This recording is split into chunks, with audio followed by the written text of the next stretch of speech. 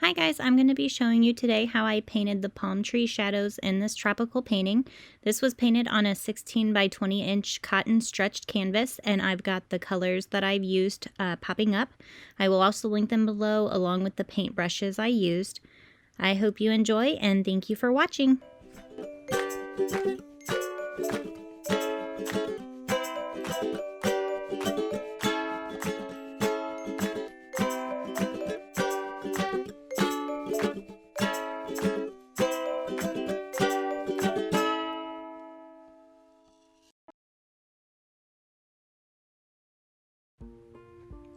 Using a 3-inch flat brush, I took cerulean blue mixed with a little bit of titanium white and blended it down, making the sky closer to the water line lighter.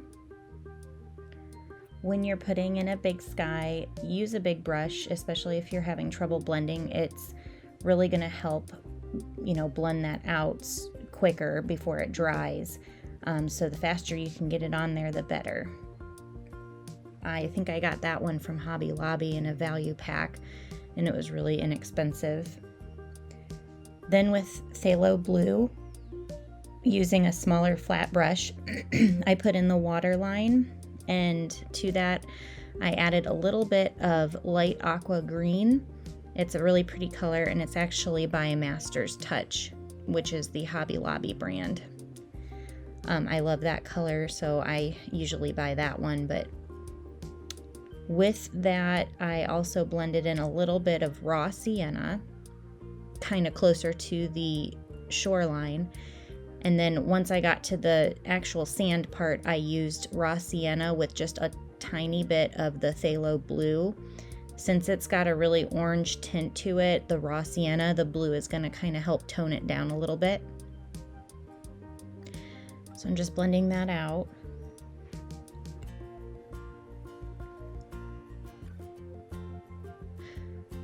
I'm now going to be putting in the farthest, most distant land, which is going to be a very, very light color. So you're going to use a majority of titanium white, a little bit of ultramarine blue, and I put a little bit of the aqua green color in there and raw sienna. And I didn't mix it completely, all the colors together. I kind of like the variation that I got with it when it was not completely mixed. And now I'm putting in the middle ground land, which is going to be obviously a little bit darker as you're moving up closer to land, or to the closest part to you. And I put in a little sandy beach. I am going to be covering most of this part up, but it's really good to put in these details because you're still going to see it through the palm trees, and it's going to just give that painting so much more depth. With that middle ground land, I used a mix of olive green and cadmium yellow for the highlights. Now I'm putting in the closest bush there, and I used ultramarine blue mixed with olive green. Now I'm gonna go ahead and you're gonna scumble these clouds on to get that really, really soft texture around the clouds. You want a really dry brush, and I used a flat brush that I had overused so much that the bristles are all spread out. Those are the best kind of brushes that you can use for this. Just take it, make sure it's dry, make sure your background's dry, and just do little circles all around to get that really fluffy 3D look.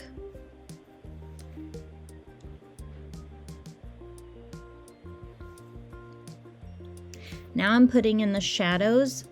I'm putting in the most distant shadows in the water. So they're going to be lighter in color, and they're going to be obviously smaller. As you move up towards shore, you want to make sure that you're making those shadows on the foreground closer to you darker. Now I'm just putting a little bit of highlight on that bush. I used a little bit of cadmium yellow and olive green.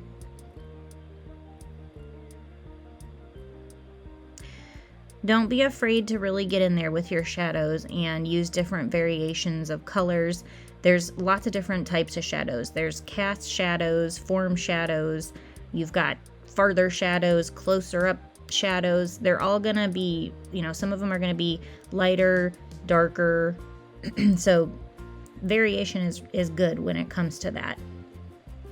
Now I'm putting in the waterline. I used a mix of ultramarine blue and titanium white, and I'm going back through over the parts that have shadows underneath and darkening them up, and then in the spots that are obviously not in the shadow parts, I'm putting a little bit of titanium white and just a touch of the ultramarine blue to really make that pop so it looks brighter in those spots. Now I'm going to be putting in the palm tree. When I blocked this in, I used burnt umber and a little bit of ultramarine blue. Obviously, the closer it is, you want it to give it the illusion that it's sticking out in front of you really far. So really wide up front and, you know, thinner farther away. And as you're putting the details on, you really want to make sure that you're following the curvature of the tree. You want to do kind of like N shapes when you're putting in your details of the bark. For the actual palm leaves, I just used some straight olive green just as a base color, and I'm going to come back through and put some highlights in there in a minute.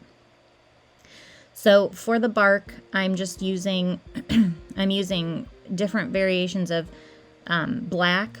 Some of them are toned down with a little bit of white for more of a gray color, but you want to get the texture of the bark to really stand out since it's really up close. So you want to use the black.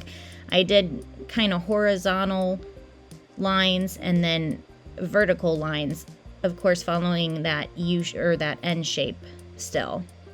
And I'm gonna have some palm trees above this one, so you really want to have those light glares shining on the tree. And for that part, I used raw sienna, cadmium yellow, and titanium white. And it doesn't have to be perfect, just throw it on there. You know, shadows are all over the place, and there's no rule to this, so just stick them on wherever you feel like it. I followed the same basic pattern with the other palm trees that I'm putting in, but I didn't really stick to all the detail as I did with the other one because it's farther away. But just basically, you know, focus on your lights and darks, your values. Make sure that you're putting in those shadows and, you know, the light hitting it. And I'm using pretty much the same colors. For the highlights on the palm leaves, I used cadmium yellow. And I did a little bit of raw sienna here and there. Now I'm going back and touching up the sand part. I wanted it to be a little brighter. So I used a little bit of burnt umber mixed with titanium white. And I'm just going through those spots that aren't in shadow, trying to make them pop a little bit more.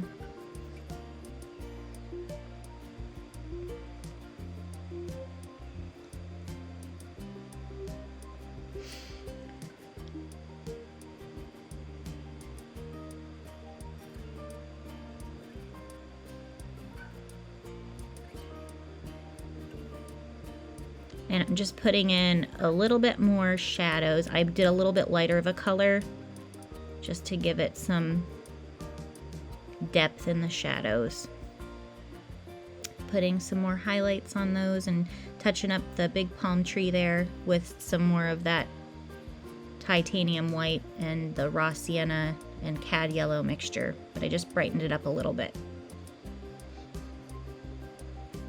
Like I've said before, it's just all back and forth. I just like to go back and forth as I'm going through the whole painting, touching up every area, because I like to let it dry and then do a little bit more highlights on top.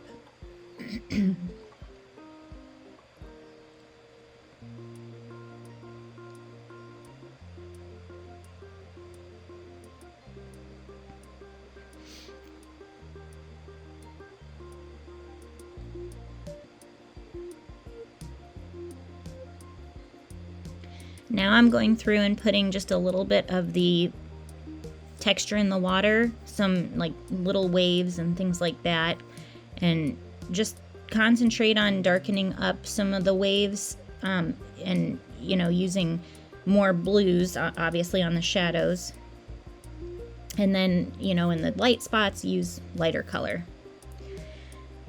Just putting in another palm tree up there, kind of like hanging below.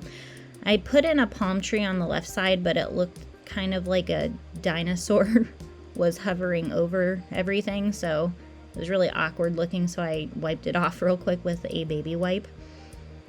I tend to do that sometimes. I used to do it a lot more, and sometimes I'd get through a whole painting and hate it, and I'd cover it up, and I would feel guilty for using paint and just, you know, covering it all up. But if you guys are trying to really achieve a certain level of realism, make sure that you're not afraid to use that paint. You know, just push yourself, and you may hate what you do, but you're always going to learn something. So don't, you know, the only way that you're wasting paint is if it's sitting in a tube. So just use up your paint and keep learning, make mistakes.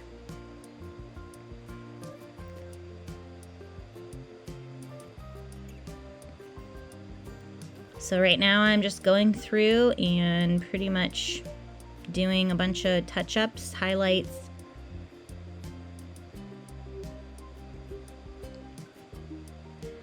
Sometimes this is the most satisfying part for me of the painting, is just going through and doing all these little touch-ups and highlights and putting little shadows in where they need to go.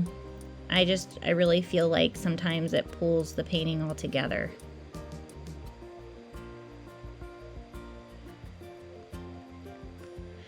So the majority of the paints that I used were Winsor & Newton, which I have linked in the actual description of my YouTube channel.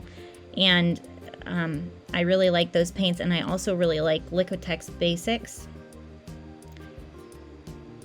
And sometimes I use a little bit of the Master's Touch. It just all depends. I like all different kinds of paint, so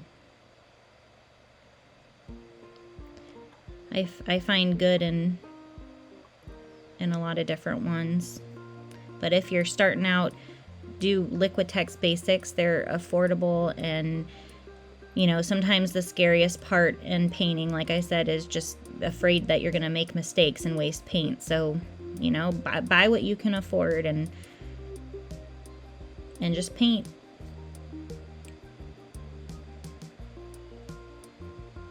So that's pretty much it, just touching everything up and until I feel it's completed.